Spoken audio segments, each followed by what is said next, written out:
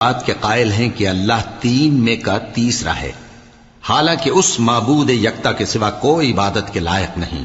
अगर ये लोग ऐसे अक़वाल व अक़ायद से बाज नहीं आएंगे तो इनमें जो काफिर हुए हैं वो तकलीफ देने वाला अजाब पाएंगे।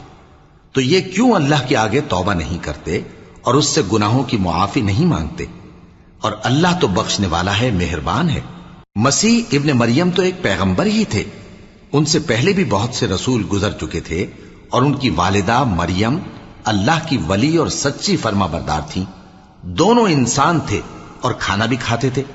देखो हम इन लोगों के लिए अपनी आयतें किस तरह खोल खोल कर बयान करते हैं। फिर ये देखो कि ये किधर उल्टे जा रहे हैं। कहो कि तुम अल्लाह के सिवा ऐसी चीज की क्यों परस्तिश करते हो जिसको तुम्हारे नफे और नुकसान का कुछ भी इख्तियार नहीं। और अल्लाह ही सब कुछ सुनता है, जानता है।